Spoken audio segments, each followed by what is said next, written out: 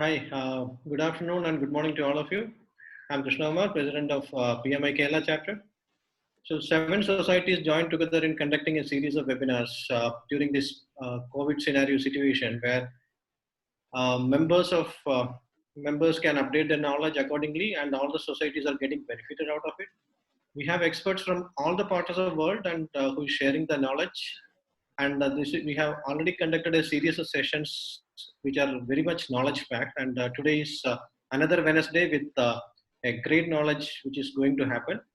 And the key societies who are collaborating is IEEE Kerala section, Institution of Engineers Kerala State Center, Intersociety of India Kerala Chapter, Computer Society of India Trivandrum Chapter, Vakkom Moulavi Foundation Trust Trivandrum, IEEE Engineering and Medicine and Biology Society Kerala Chapter, and Project Management Institute from Kerala. For today, we have more than 200 registrants from 15 countries across the world. And this is because of the very unique presenter we have, who is having a lot of knowledge. So today the session will be handled by John Samuel from Institute of Sustainable Development and Governance on technology and economy in the post-COVID era. To start the session, I would like to invite yes, Radhakrishnan of IE to start the welcome address. Thank you. Thank you, Mr. Krishna Kumar. I am Radhakrishnan, past chairman, IA Kerala State Center. Can you hear me? Yeah. Yeah, past chairman, Kerala State Center. Let me first thank the organizing committee chairman, Mr. Harinder Lal, for giving me an opportunity and also taking the pain to arrange such a webinar talk every Wednesday without fail, especially this during COVID era. And it is being appreciated by all the professionals across the world. As you all are aware, this is the 9th talk arranged by the 6 societies based in Trivandrum, 6 professional societies. Today we have 214 members across 15 countries, which shows the enthusiasm shown by the professionals to attend this webinar talk arranged by the 6 professional societies. Today's speaker is John Samuel, who is well known nationally and internationally, and is a very good speaker, I was told. On behalf of the Intersociety, let me welcome you, sir, for this talk, and also all the members who are registered in this Intersociety webinar talk on technology and economy in the post-COVID era. Thank you. Now let me request Dr. Damodaran sir to introduce the speaker to the viewers. Good afternoon, everybody. This is VKD. It's a very pleasant task to introduce John Samuel. In a simple way, if you want to introduce him, you should say he has been a social entrepreneur and a civic leader for the past 25 years and above. Of course, he's the president of the Institution of Sustainable Development and Governance. As a professional, he has vast experience in policy platforms and governance. He has also a long career establishing centers in various parts of India and in the world, also associated with UN for a long time, especially UNDP. He was actually in the beginning, I think he was the founder, CEO of National Center for Advocacy Studies, Pune. And he was also CEO of Forum Asia, which actually raised a lot of discussions and a lot of activities in connection with protection of human rights and connecting it with development. He was also the director of the UNDP Global Program on Governance Assessment. This is actually a rare specialty where we have the opportunity to assess the governance indices, or what you call the governance characteristics or the nature of several countries, developed as well as developing. And I think he has also done in for various states in India also over the years. And he's a man who doesn't actually try to mince words. He's a very powerful orator, and he has always his logic, his points with him, and he establishes what he really wants to speak about and also what he has arrived out of his research. And I would say that he has also worked as consultant advisor to various UN agencies, not only UNDP, and on various other international agencies. And he had, at a time, I think, 2 international offices, one in Europe and one in one of the developing countries. And it was always been shuttling between countries and all that. Now, luckily, we have him around here in Kerala, lives close to Adur, where he is actually running a very unique center called Bodhigram, which I had also occasion once or twice to be there and see how even the very elderly people are actually taken well through their encouraging discussions with them and meeting in the evenings and all that kind of thing. So it's a very a lot of things he does. And I think in today's talk, we have a lot to learn from his global experience. And without standing in between his speech and your patient waiting, I would rather request Dr. John Samuel to present his topic of today. Welcome. Thank you very much. Thank you very much, Professor B.K. Damodaran. Thank you very much, Institute of Engineers, Vakkom Foundations, and all friends and colleagues in different parts of Kerala and the world. Today, I would make my presentation in 3 parts. The first aspect, I would talk about technology and what's the implications of technology at various levels. Secondly, I will talk about some of the economic consequences, which has also connections with technology. And later on, I would say, what are the implications for the poor and marginalized? That's one of my area of persistent interest. One of the first thing to notice is always the mode of technology influence the mode of communications, and mode of communications influence our mode of thinking and action. The second point I wanted to say in terms of prologue is at the time of when we are pushed by a crisis, there have been very surprising technological advances in the world. This COVID lockdown as well as COVID challenge to humanity is in many ways unprecedented. Unprecedented in the sense we have had a number of pandemics in the history of the world.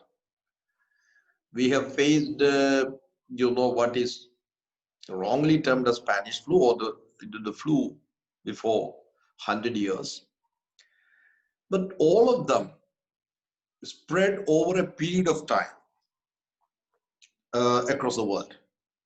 But this is for the first time COVID spread so fast, and ironically because of technology. We are living in a world where we are more interconnected than ever more. It is a globalized world, not only in terms of interconnectivity and information flow as well as the perspectives, but also people travel very, very frequent. It's very interesting that the first COVID case was in Kerala, and that straight away came from the epicenter from Wuhan. Now, in India, it's because that's a very interesting thing, because people from Kerala go all over the world. Now, once the situation is has also made more complicated by the lockdown. Literally, almost all over the world, full lockdown or partial lockdown has affected human lives, affected the way we use technology, etc., etc. So I wanted to, pick up 3 or 4 aspects of this. The first thing is, during SARS was the time there was a big technology leap in terms of business to business technological development, and also in terms of what we now known as platform economy, where people could buy online things, etc., etc. Now, in terms of human lives, in most of the part of the world, the platform economy, or some people say gig economy, has tremendously influenced our choices. In the way people buy things, even in Trivandrum, in cities, most of the people, it's not only Uber or, Grab or anything, it's also Zomato and all other online platform, which has actually made a big difference for many people to buy things. In Delhi, 2 days when it was stopped, it really affected. But we also have to see that this is the reality of metropolitan cities. This is the reality of countries where there's very big connectivity and also the business equipped to deliver online. This online business also nowadays, there is a big innovations happening in terms of robotics because of the pandemic. The second aspect, so this is a big area actually globally, while big platform like Amazon, e-commerce, etc. got affected because the courier service got affected, supply chains got affected. But at the same time, local business, local apps has tremendously grown. Actually, many small actors have developed their applications to access goods and services in a very fast way. So that's the first thing. Second aspect is, very interestingly, now Zooming has become a verb, which is very well known. This kind of platform, which is online communication platform, has grown so tremendously now with so many options available to offices, for conferences, etc. And that has changed the way we work, and that's a major implications in terms of work-life balance, in terms of people work from home. It has very serious implications. The good thing about it is there are now many more technological options opened, many more VPN options opened. So this helped companies and actually many more people have learned video conferencing facilities. Now look at the way we talk. This is an innovation. And in the old time, people from Trivandrum, all over Trivandrum, would have met in Institute of Engineers Hall. Now there are people from 20 countries can participate in this meeting. This is a great discovery and innovations. Sitting here in a very rather remote village with less connectivity, I'm connected globally, literally on a daily basis, talking to people across the world. We all of a sudden discovered that we don't need to travel and spend so much of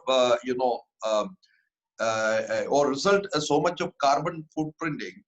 Without that, we can have, at least in the last 3 months, I must have had 6 board meetings happening, international board meeting. Tomorrow I have the board meeting of Asia Democracy Network. And this is very interesting because we also learned, in terms of technology, taught us to be very precise. For the first time, I personally discovered the board meeting which we spend 2 days and a lot of money on the travel.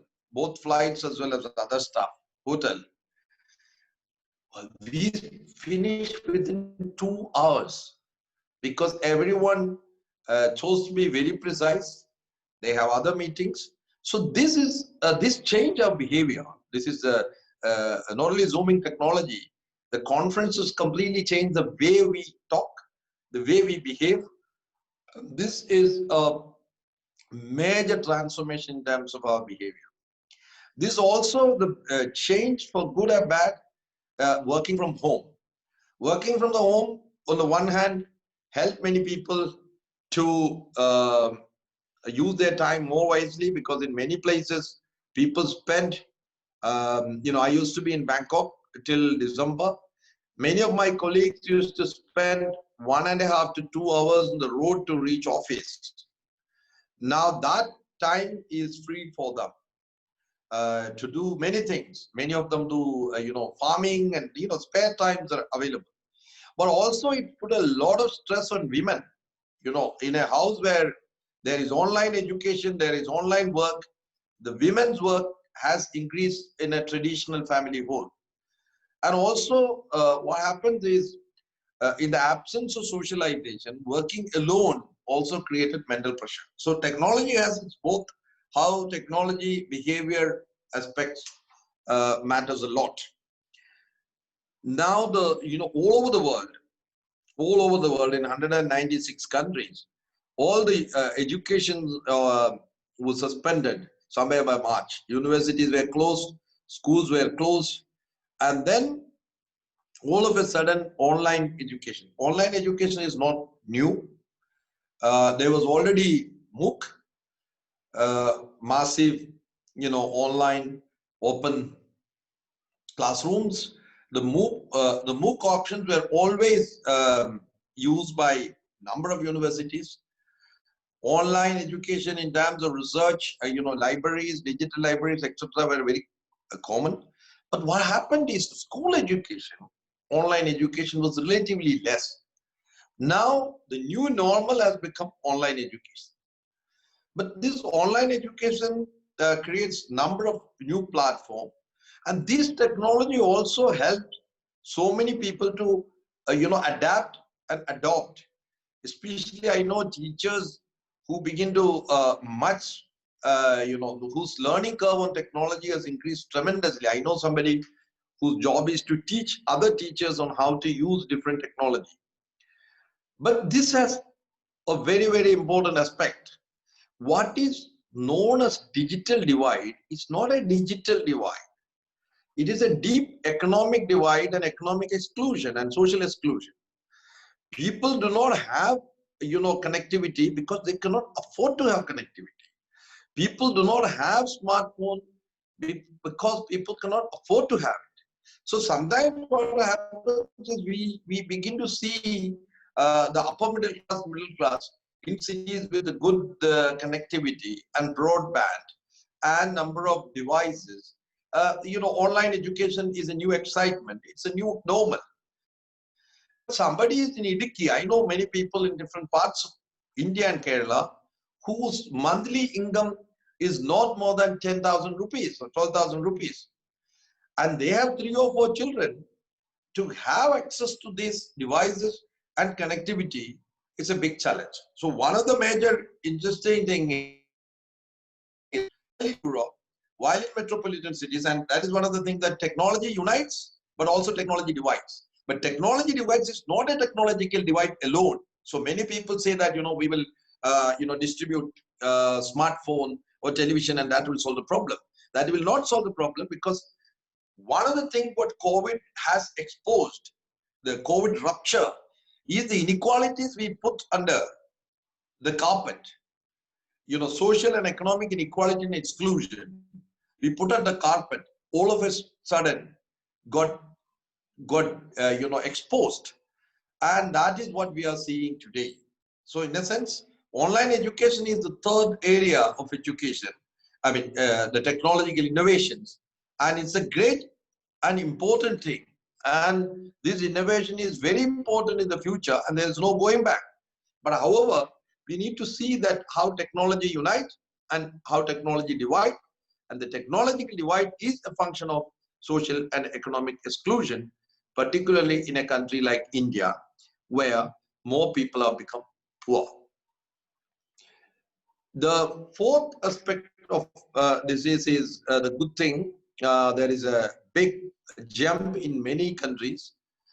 You know, the whole issue of technology and health.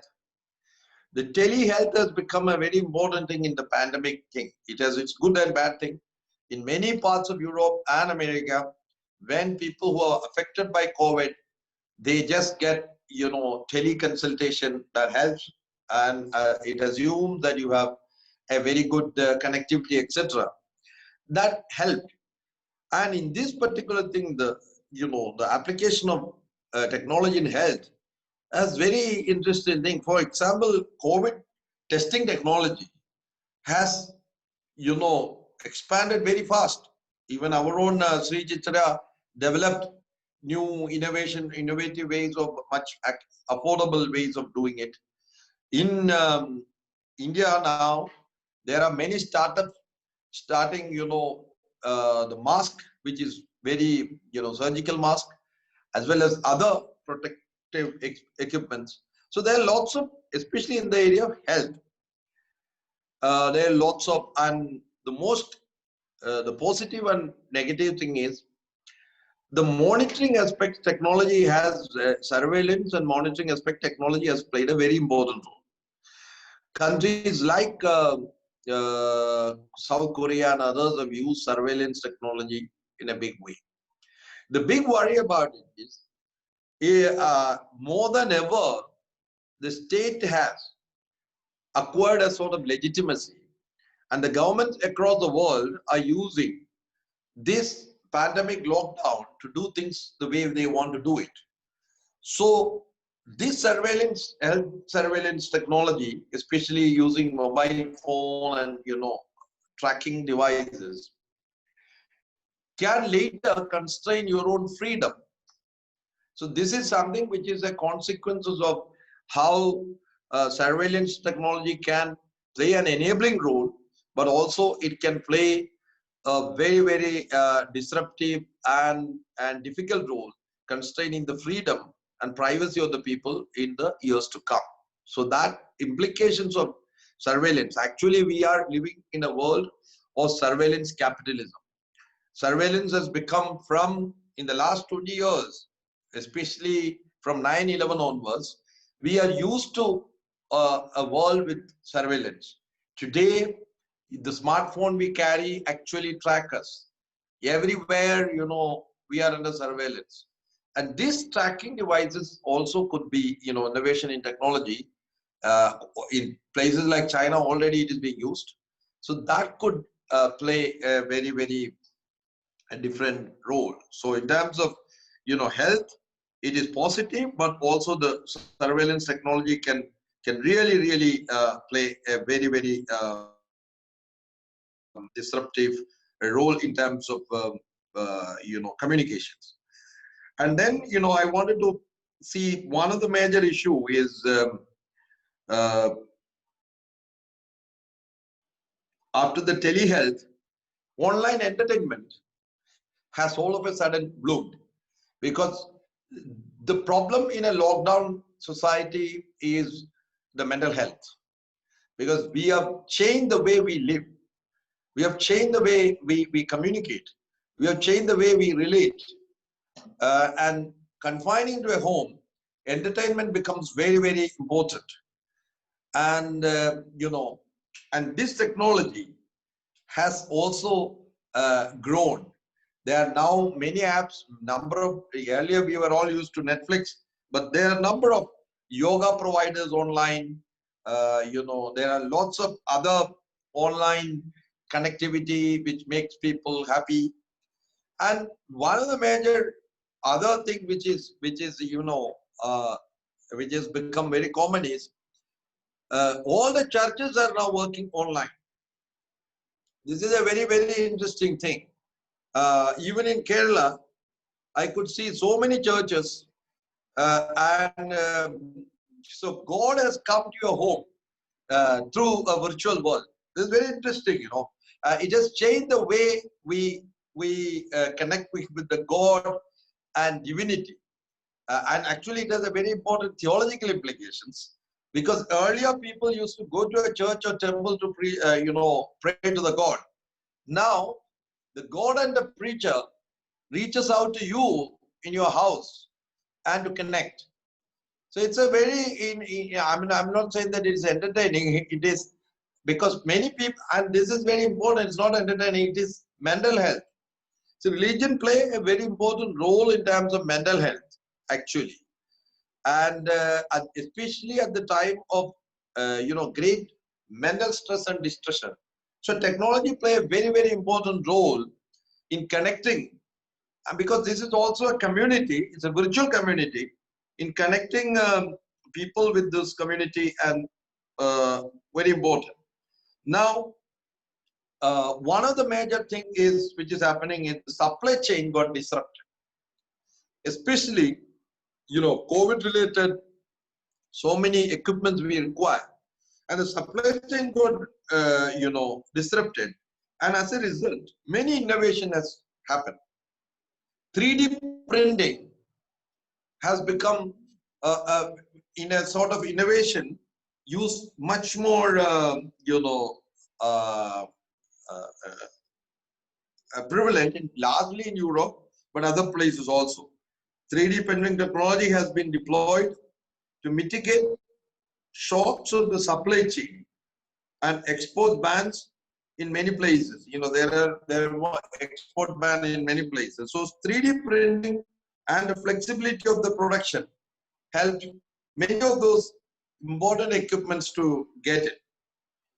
And nowadays, one of the major innovations which is happening already, which has been happening, is how robotics could be used in an innovative way, both for treatment as well as other stuff, including online platform.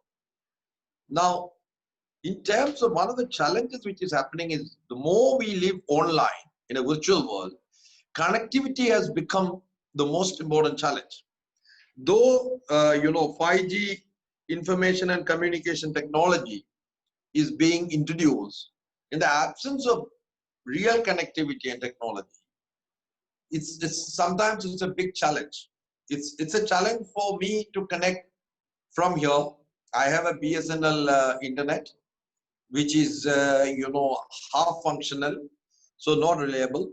So data, even on a 4G data, you do not really get 4G effectively in villages or in other places where you do not have better connectivity. So that also plays a very important challenge, because we assume all these technological innovation on the basis of connectivity. So we are living in a world of paradoxes. On the one hand, it is the technology of travel, of human travel across the world in such a short time, and actually literally everywhere, that spread the pandemic within just 2 months across the world, and in a way that we have never received. Our technological preparedness was not, and this is also raised very, very important questions about the role of technology in our society. Because many countries, defense means the usual conventional war technology. And the war technology was developed during every war. And today, the biggest business in the world is war technology and the health technology. Unfortunately, the countries who, you look at every country, they spend more money to buy arms rather than, allocating money on public health. So when you have a public health emergency, your other conventional defense systems and technology becomes completely redundant. So, look at all the countries which were mostly affected, including the United States. They have technology and drones for everything. They have the, cutting edge technology. But unfortunately, that technology proved to be futile. But at the same time, you have the best hospital with the best technology, but you didn't have a simple public health system that could track. Actually, in Kerala, if you really look at it, it is the community monitoring, which is at the panchayat level, with the ASHA workers and the systems. You know, our governance system, public health governance system, really was much more active and effective than you track using technology tracking people. Because at the community level in Kerala, that was one of the success stories. In community level, whether it is quarantine, you know, taking a pass is an ongoing technology. But once you take the pass, the ASHA worker comes to your house and check whether there is a home quarantine facilities. This is what made Kerala story, which is very, very different. Because, and this is one of the things which I said, that how technology sometimes can complement the human action. It is not necessarily a substitute for human action. So it's very important to understand this. And the paradox is, some of the most technologically advanced countries who are at the cutting edge of health technology, who are at the cutting edge of defense technology, could not really address a virus coming the way, and it was taken for granted that we will handle it. But then it disrupted everything. Now I will quickly sum up saying that what are the economic implications. The biggest paradox, if you look at it, Kerala, from where I speak, and the GCC countries, for the last 30 years, from 1987, the economic growth of this state, Kerala, was directly proportional to the remittance. And the remittance largely came from the Gulf, because people in the US or Europe mostly spend the money there for their survival and equal monthly installment, etc. And because in the Gulf countries, there are restrictions for people to buy houses, etc., almost all the money came here. Now, all of a sudden, the economic disruption has, and the lockdown, resulted in the very, very decreasing or declining demand for oil. This has disrupted the Gulf economy in a big way. Oil prices crashed, and all the countries are worried about their own economic well-being, and this has resulted in a big way. It completely, it's a rupture. It has changed the economic conditions in such a way. It has created uncertainties in Gulf from the top to the bottom in so many ways. And that has a direct implication on a remittance economy like Kerala. So in a way, what is happening is, one part of the world affect the other part of the world, because, and this is not necessarily a Kerala issue, entire South Asia, Nepal, Bangladesh, look at Philippines, look at Sri Lanka, these economies are very, very, badly hit. Around 200 million people, as per the latest World Bank report, around 200 million people are expected to lose a job. And this means also the aggregate demand will decrease. Though the World Bank says in the latest report, they have sort of pegged India's economic growth will come down to 3.5%. My own sense is actually it is going to be negative in many countries. The growth is going to be, because there's a big public finance crisis, and the public finance crisis is the shortfall. Even in the state of Kerala, it is around 35,000 shortfall of the expected revenue. Total, if you really like it, it's more than 500,000 lakh. So that is going to be a big problem, and only way in the short run is monetizing these deficits. Monetizing deficit means, printing more money. Along with the lack of economic growth, possible inflation, if we are not careful, will create a stagflation. So we are moving into a situation of an economic recession of the scale which we have not seen in the last 80 years. And this is going to affect in the short run the global trends. There will be a new protectionism everywhere. And look at even in India, what's happening is, you know, in a place like metropolitan place like Delhi Chief Minister all of a sudden said their priority is Delhiites. And the definition of Delhiites will be very interesting. I don't know whether people have votes there or not. It has sent panic waves everywhere. When people cannot trust the health system of the capital of India, you know, and people running for it. This is not only migrant workers, the middle class running around, you know, seeking safety and seeking health care. So these economic consequences, and what really happened even in India, you know, without real preparation, without strategic thinking, without proactive planning, all of a sudden, like demonetization, you announce lockdown. Millions of migrant workers, all of a sudden it exposed the ugly fact of this country, that largest number of poor people in the world lives in India.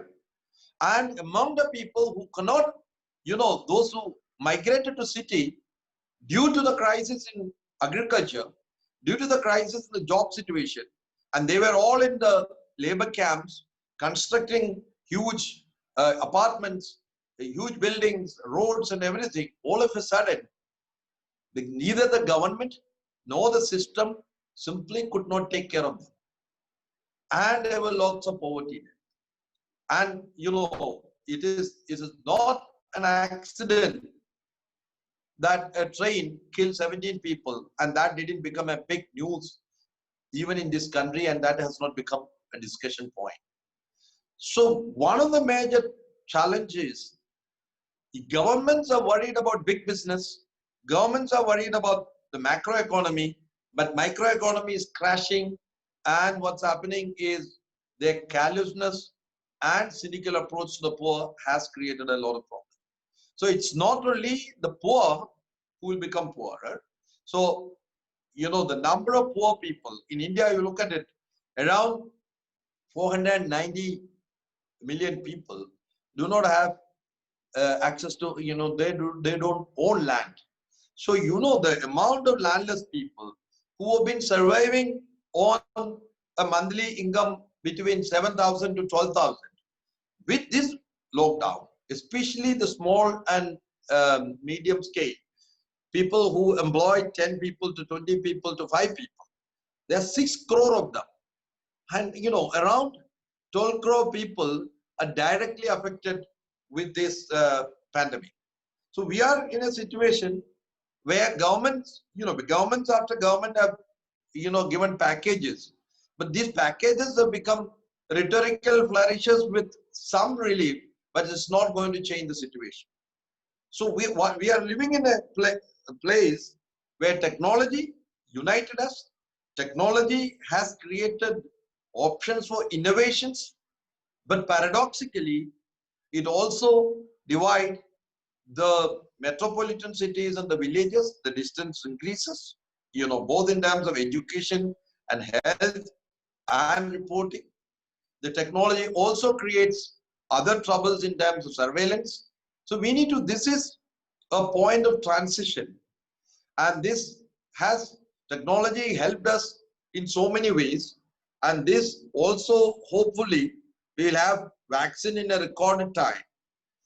However, this technology in itself has not addressed the issue of more than 1 billion people across the world who do not have access to technology, who do not have access to means of livelihood. Hence, there has to be a breakthrough way of looking at it. How do you ensure new ways to reach out to people? How do you, you know, take care of the relief work? And this is fundamental. This requires, and I will, you know, stop with this thing. This requires a completely different way of thinking about democracy, because more and more government get centralized, power get centralized, and people, when people cannot look up to civil society or the market for their protections, they look up to their government, elected or non-elected government. But when government centralize, when government, try to patronize, what happens is democracy itself and democratization of technology itself is an issue which needs to be considered. Hence, technology governance, technology, democratization of technology, and a new way of thinking about the power beyond government and governmental power. Whether which facilitate technology or uses technology for further control is something which we need to be worried about. So this is a time to be alert about it. While we can be optimistic that technology will find a solution, that has been history. But one also is deeply concerned about how technology can divide and technology can be used to control freedom and and its implication for it. For example, including media has sort of blacked out. Number of arrests happened in India.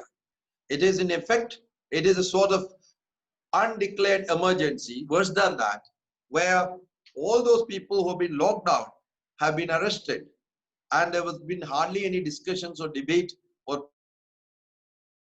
protest, because it also imposes freedom of association, freedom of assembly, and freedom of expression. So we need to see these technology. The question is, technology expand your freedom. The expansion of freedom and capability is a very important thing. That is the milestone.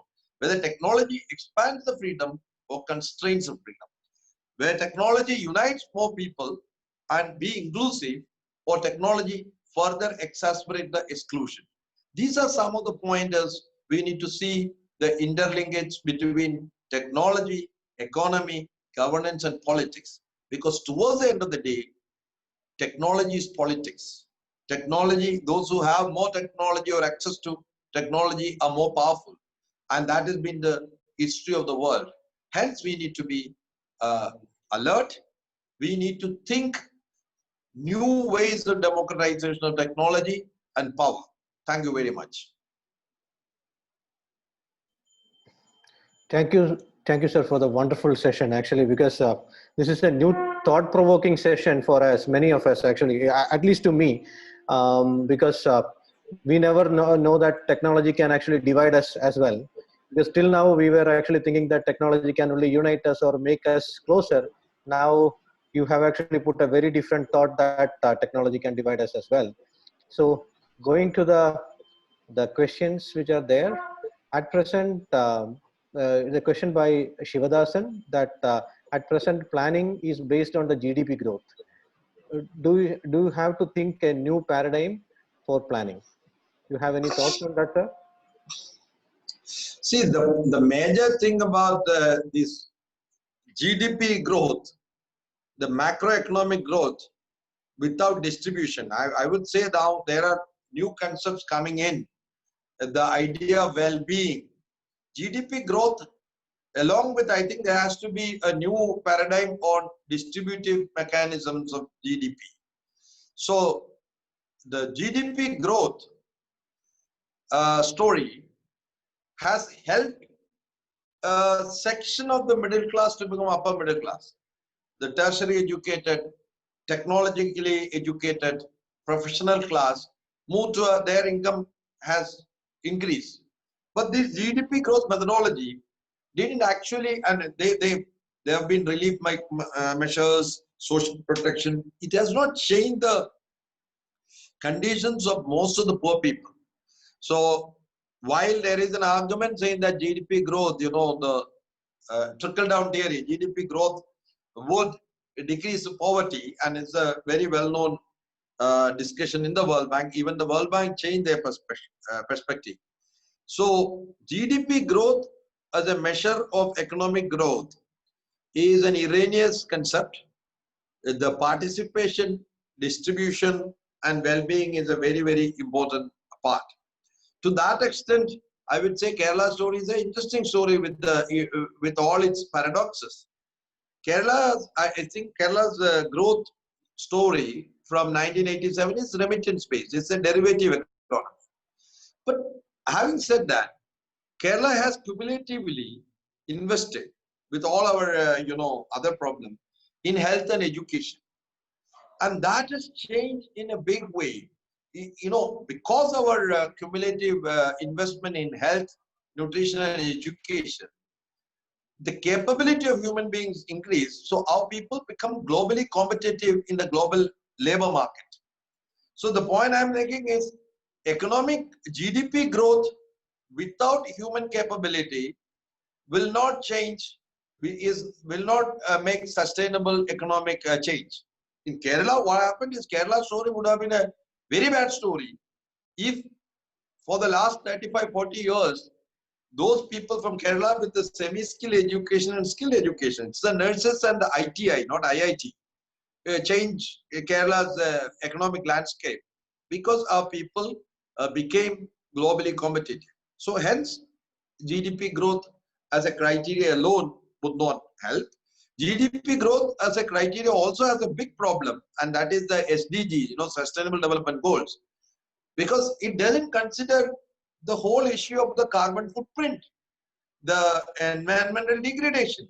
So it's time for us to have a much more holistic growth model, sustainable economic growth model, as different from pure GDP macroeconomic growth, because it can be very deceptive for countries like India. So the next question is also from Shivadasan, saying that is too much of freedom is bad, and how we can actually define to what level the freedom can be given in a democratic country. It's very simple. There is something called Constitution of India.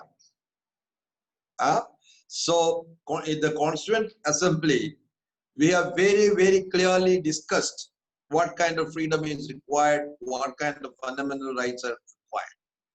And that is non-negotiable. It's not only the Constitution of India. There is something called United Nations Charter, which is being negotiated, which also started by, saying that we the people. And the Universal Declaration of Human Rights, adopted in 1948. So you have already a very robust legal framework. In India, we have the Constitution of India. Internationally, you have the UN Charter, which really clearly says the ethics, the limits, everything of the freedom. And you have the international human rights, instruments and systems, of which the basis is the Universal Declaration of Human Rights, civil and political rights. So freedom is non-negotiable, and development is the expansion of freedom, for where people have the capability to make strategic choices in terms of their living, in terms of their choices, and in terms of their habitat. So freedom always have limitation. Freedom comes with responsibilities. But what happened is those who have power and technology always encroach the freedom and limit our choices. And this is not only government, market, and even the uncivil society. I would say that uncivil society are the society or those organizations who use identity markers to use that identity against the other to constrain their freedom. So hence, according to me, already we have in the post-Second World War and in the post-colonial world, we have a larger global consensus for freedom. Freedom from fear, freedom from want, freedom of association, and freedom of belief. And these freedoms are the basis of all our basic rights. The moment our dignity is compromised, and dignity gets compromised when people are hungry, people are marginalized, people are excluded, people are discriminated on the basis of gender, etc. When these freedoms get discounted, rights get violated. And when the rights get violated, your right to live with dignity get violated. Hence, freedom cannot be discounted. And I don't think that this upper middle class notion that it is too much freedom is what created problem. Actually, without freedom, India would not have been what is today. It is the founding, independent struggles and the movement and our constitution what made India what it is today with all its, challenges. So hence freedom is not negotiable. That's my perspective. Thank you, sir. And next I will collate 3-4 questions together regarding Kerala and how Kerala differentiate from the rest of the world now, point number 1. And what is the best way Kerala can address the current situation if it is not properly addressed? What can be the suitable model for Kerala and how it can be integrated that with the India? So I'm putting all these 3 questions together to you, sir. Yeah, to begin with Kerala, I have written a detailed article on 8 reasons why Kerala is different. The first is very paradoxically, again, our habitat is very unique. Similar habitat is there in Sri Lanka. Kerala has a neighborhood dynamics. The density of population has resulted in a way that we do not have first urban-rural divide. Second, we are living in a continuum. This means, 3 things. One is we have a neighborhood solidarity. Kerala is a place where neighborhood is integrated across caste and creed. And this density also meant historically, if you start one school in Kerala, it had more per capita access than in, Madhya Pradesh or even Tamil Nadu, where the distance from one village to another village is 30 kilometers. So one of the reasons that Kerala moved very fast, and similar story is there in, Sri Lanka, is this access to health and education was relatively easy. In my panchayat, there are 6 hospitals, right? Private, government, everything. And the access is, very, very fast. But if it's Madhya Pradesh, your nearest hospital will be 50 kilometers or 80 kilometers, 30 kilometers, depending where are you from. So Kerala has that advantage. The second thing is Kerala is a cosmopolitan society where, trade defined and the cultures across the sea defined our society. So different kinds of faith community, whether Christians or Muslims, etc., came. That demographic, advantage really helped Kerala. Because unlike other, hence, it was very difficult to segregate too much because of habitat, etc. The other thing is government, non-government, as well as civil society work together to invest in education and health. If you look at from 1920s, it is, various church organizations, NSS, SNDP, MES, all of them were involved in education and now health as well. Along with that, government played a proactive role in investing and supporting health and education. All of them resulted together to create human capability and also a democratization. Left parties played a very important of the democratization of the marginalized people in Kerala. So all these factors gave what Kerala today. It is not something which is happened in the last 10 years or 5 years. It's a cumulative factors. Now Kerala is facing, as I said, 35,000 crores fall. My sense is a remittance economy still not exhausted. A section of the people, my own sense is, while we have around 35,000 crores shortfall, around 2 lakh crore bank account is there for in the NRE alone, 2 to 2.5 lakhs crore.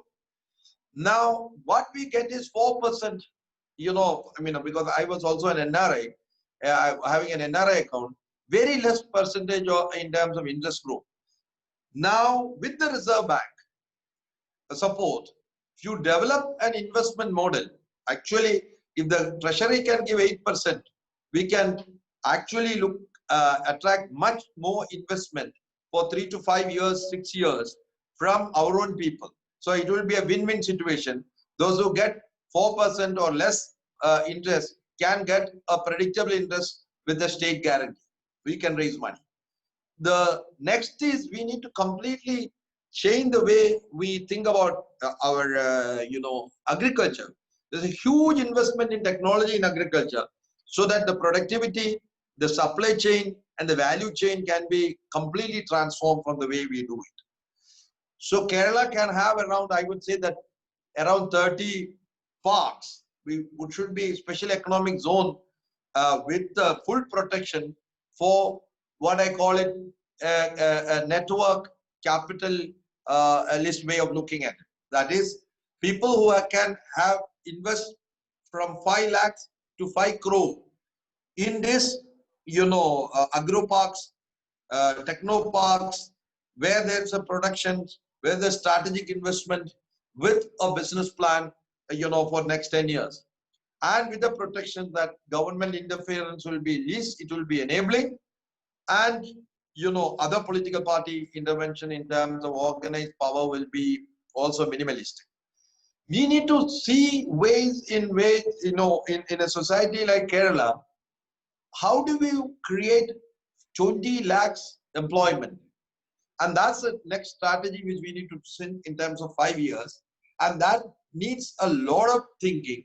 And I would say that Kerala needs to create a brain trust, inviting people from private sector, technology, civil society. You need a new brain trust to see how Kerala, and actually this is also should involve opposition as well as all political parties in Kerala. So you need a unified new vision beyond the short-term electoral politics in Kerala, with a view of next 15 years. How do you transform Kerala as an export economy? Now we are in the last 30 years we exported people. Now we have to export services and goods of high value, which is also environmentally sustainable. So we need to think out of the box, and I think technology can be a great leverage. And this is one of the things I would say, that Kerala can be a technology destination because our human capability is very high. Our globalized workforce has much exposure than many other states in India. Actually, Kerala can transform. Kerala can take this challenge into a new opportunity. But for that, we need to move beyond narrow electoral politics concern to a larger vision of Kerala, which should be unified. Ensure it should be inclusive, politically inclusive and sectorally inclusive, and the best of ideas. And I think you need to get the best of young people to think forward, rather than people who are 70 or 80 who have a past rather than a future. That's my sense about Kerala. Thank you, sir. That's a very bold statement. One question is that it has been mentioned that the lockdown was announced suddenly without proper planning. But how could have been a better alternative of that?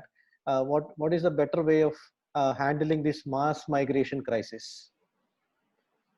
No, the point about it is, first and foremost, is in India still, we simply do not have a data to know how many migrant workers are there. See, because migrant workers are very seasonal. So if you really look at, and this is more anthropology than usual, your technology transferring. People move from village after the agriculture season because of the poverty. They move to the construction sites. They work 3 months and they return. The problem is many of these people are what is called informal sector of workers. They do not have any rights. They are being procured by, I will not say they are like bonded laborers. They are being procured with relatively less facility, relatively less protection. Many people die, nobody asks, no other stuff. That needs to change. And I think that was the major problem. The assumption of those people who sit in Delhi who didn't know the depth of this issue. And I think that was general. So they needed to map. Actually, they needed to get the map from the states. And, they have at least have an idea. Kerala may have an idea how many non-Keralites work here. Where are they from? At least Kerala had a better, database. Because of our panchayat also, there is better monitoring. But it's also in many cities like Ahmedabad, Mumbai, it was possible. But unfortunately, It's also the elite part of the government. They didn't even think about it. And if they were given 3 weeks and special train and a kind of whole system to manage it, actually we should have started this towards the end of February. So we were 3 weeks late. If we had a plan, and instead of making dramatic statement on television saying that we are going to lock down within the next 3 weeks, so whoever wants to travel to their places, they can, and the government will provide the facilities. Instead of that, one night, like demonetization, our Prime Minister came and made a statement that people should live everywhere. And he didn't understand, many people didn't have a place to live. In the labor camp, they couldn't live. And they didn't have money, they didn't have job, and they didn't have food. Where will, so naturally the only way they knew is to walk for kilometers and kilometers. And this has created the callousness of the elite policy thinking. And policy ivory tower is not a substitute to understand what is the reality on the ground. So I would say that this exposed the callousness of those who sit in Delhi and take policy. It's not only the political parties, including the so-called civil servants, completely failed the people of India, most of the people of India. Thank you, sir. And next question, I am combining 2-3 questions together, where there are a lot of surveillance apps like Arogya Setu and other apps which are there, which is taking our contact and privacy. And so what is your thoughts on it? And another question is that how the human rights, which is there comparable in a developing country like us or a developed country like USA, considering the incidents which are happening in US now?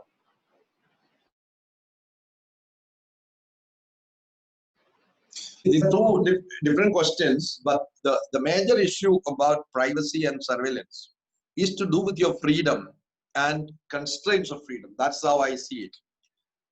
Why we question? No, definitely. When I speak in this thing, it is being recorded, right? This record can be used against me. Yeah, if there is an emergency saying that you said you criticize government, and actually in many countries it would be. So you are under arrest or you are under surveillance. So this technology helps us to unite us, but the recording of this can also constrain my freedom in the future. That's the paradox of technology.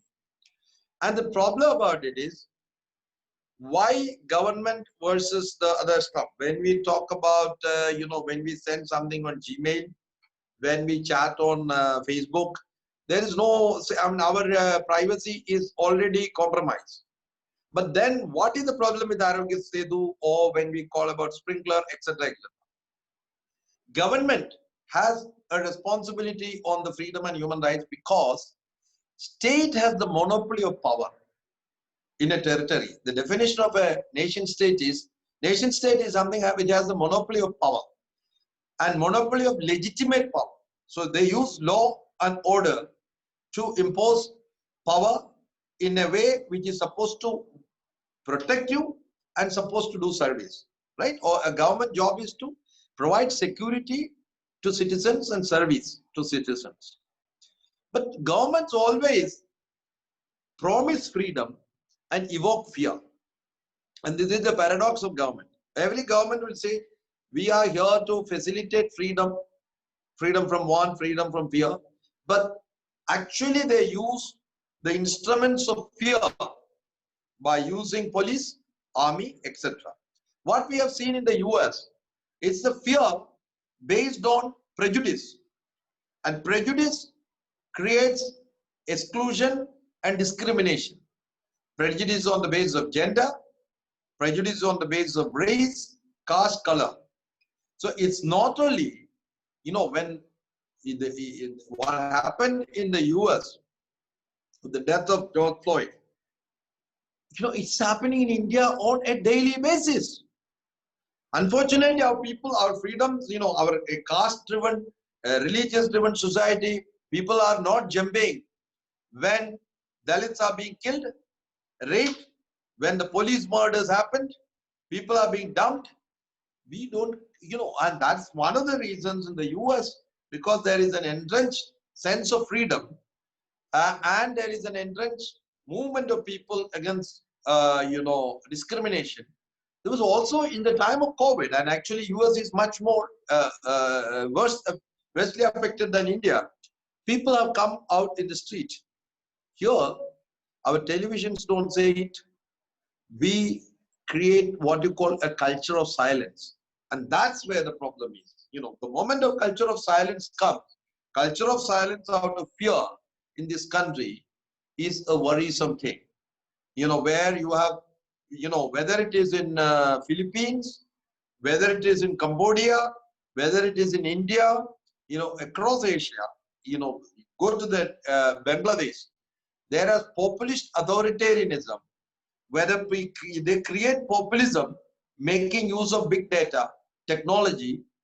Another thing says that my rating is 88%, and who knows, what kind of statistical method you use.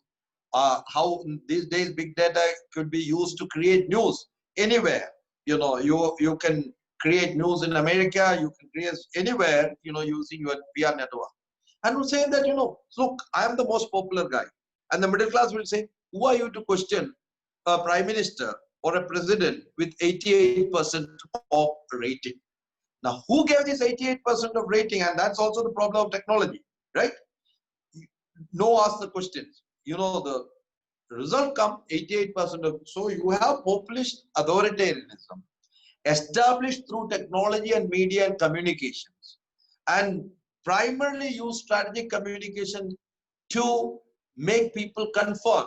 So our prime minister asks everybody to clap, we clap. Prime minister asks everybody to dance, we dance. Prime minister asks everybody to light, we do light. This is a communication strategy of power, which makes us to become what you call nice, obedient citizen, and dissent is seen as against the nation. And that is why we need to be extremely worried about the connections between power and technology, and how power uses technology to make people conform to the system and constrain the freedom. So this is why I'm saying that we need to be optimistic about innovative technology, but also we need to be, as Antonio Gramsci said, it's optimism of the will and pessimism of the intellect. The way it is going on in this country and different parts of Asia, look at Thailand, how many people have been arrested for posting things on their social media. Look at, next door, Bangladesh. So this lockdown has created a big challenge for freedom and human rights in different parts of the country. And we need to be very, very vigilant, because once the lockdown goes, people's behavioral change and the way state deal with people would not go that easily. So that is my worry, and hence it's all the more important to assert freedom and human rights everywhere. Thank you, sir. I know that the time is a little over than expected. Can we take 2 more questions if you're available? Yeah. So the question from Bashir is that you said the use of online platform for purchases, teaching, etc. has been increased due to COVID, but India has a large population without literacy that cannot be benefited from this. Would you agree that the major reason for marginalization of the larger session is that India didn't achieve the universal literacy, barring Kerala? See, in Kerala, you have achieved literacy. You can have literacy when people live.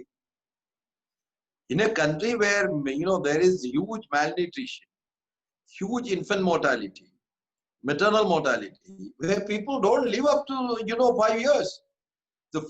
I'm saying that the most important thing for people is to live with dignity and to have enough food.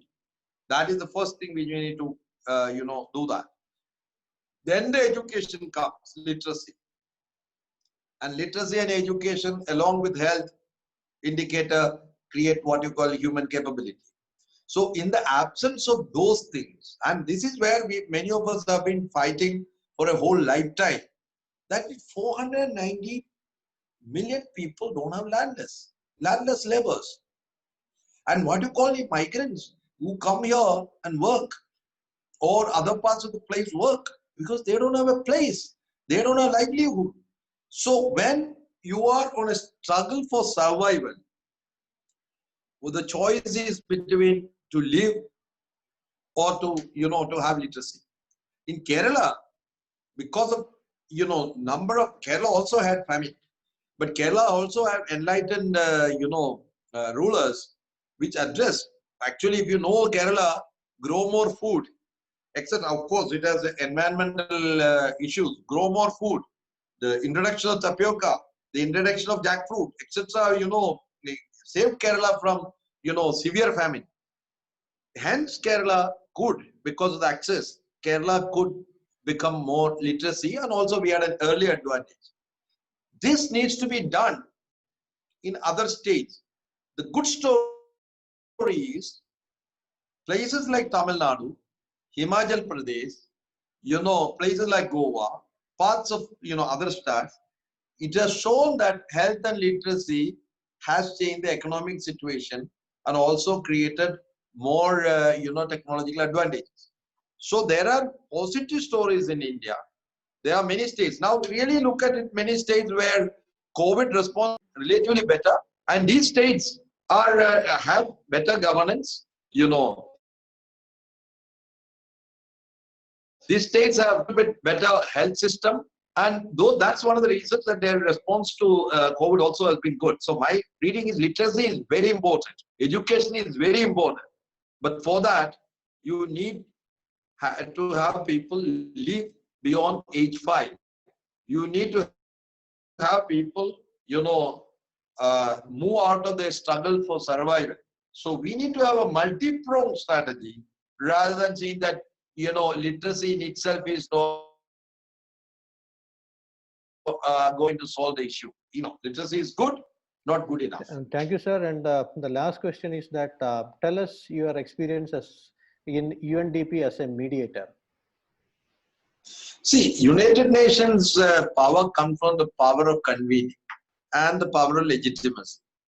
The power of legitimacy is United Nations with all its, challenges. That's the only multilateral body available in the world where everybody has a say. Everybody, you have, as you know, the UN General Assembly. And the last 3 years I have been attending UN Human Rights Council in Geneva, where the government of India says something. I can, even as from representing the people, I can say that this is wrong. This is happening. You can have a counterfact. So UN is the place where the member states, that is the government, the civil society, academia, and the market can come together. So that is one of the major thing about the United Nations. My job in the United Nations was largely, very interesting. It is how do you ensure the government effectiveness, efficiency in terms of governance assessment? Because the problem is assessment is to do with accountability. And in a democratic governance assessment was my area of specialization. How do you increase the accountability measures by having a participatory assessment methods? And many, there are interesting examples in Indonesia. There are interesting example. Actually, there's a very interesting health monitoring assessment system we developed in Mongolia. And actually, Mongolian parliament. There's also a Mongolian parliamentary assessment system developed by the members of the parliament as well as the civil society. So this assessment, and actually in Kerala, partly the people's planning process had an assessment framework. Right in 1996, how do we really, a broad assessment framework. So my job was to ensure, and now also my mission in life is democratization of society, democratization of government by increasing accountability. Because the monopoly of power, whether it is in the government or in the private sector, any big company, without accountability can invade your freedom and constrain your life, and actually in a way make you conform to the structures of power. And hence, United Nations job was that. And we brought together, one of the major achievements is we created something called Oslo Governance Forum, where we brought people from 90 countries, all sections of the society, and created that a framework or how do you do democratic governance assessment as a means to accountability, participation and transparency, where there is much more democratization of government. And democratization of government is a work in progress. It's not something which stops, because those who have power always accumulate power. And that is a default system of power, even whether it is democratic or non-democratic. Hence, power needs to be always, right, made accountable.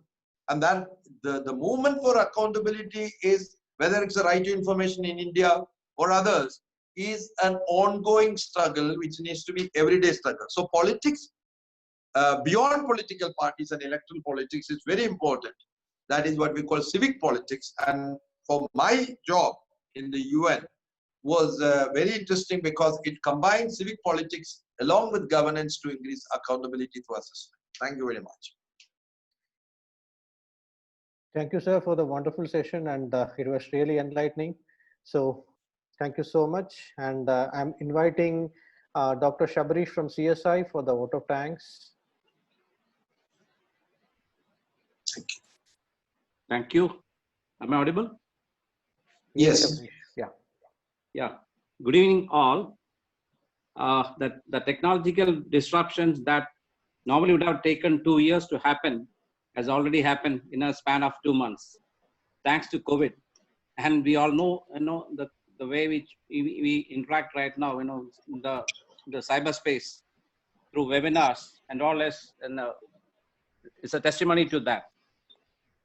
So let me actually, on behalf of IEEE Kerala section, Internet Society of India Trivandrum Chapter, CSI Trivandrum Chapter, PMI Kerala Chapter, IEEE Kerala State Center, Vakkom Moulavi Foundation Trust, IEEE Engineering and Medicine, EMBS Kerala.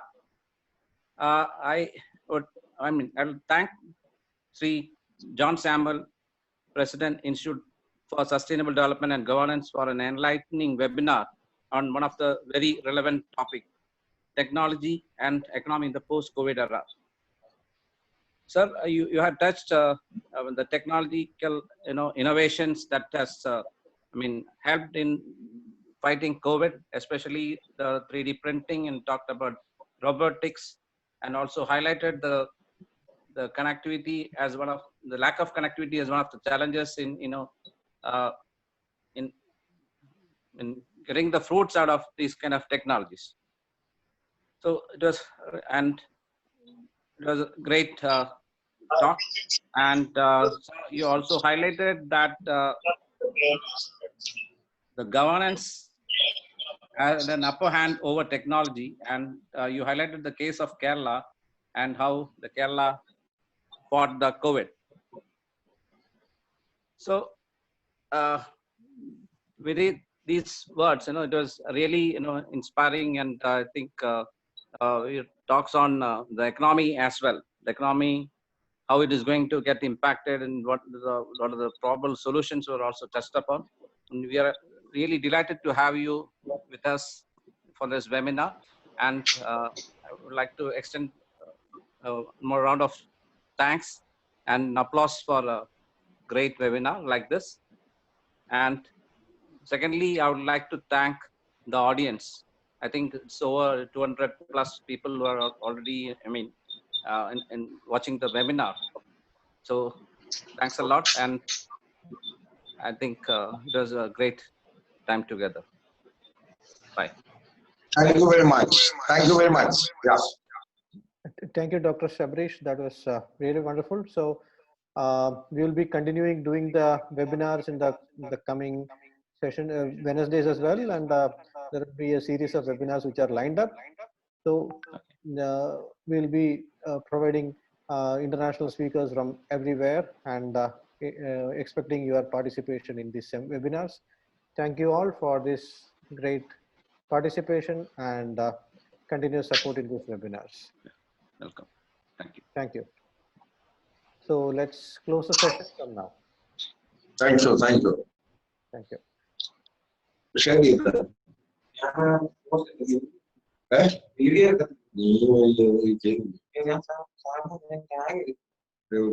Shankar, next page, please. Shankar, next page. Yeah, thank you. So the next Intersociety webinar series is on next Wednesday. That is Design Your Destiny on a Disciplinary Approach by Dr. Krishna Kumar, President of the Kerala chapter. It's on 17th of June, 6 to 7 p.m. Thank you so much. And Harinder Lal, any point to add? That's all. Thank you very much. See you next week. See you next week then. Thank you. Thank you all the participants once again.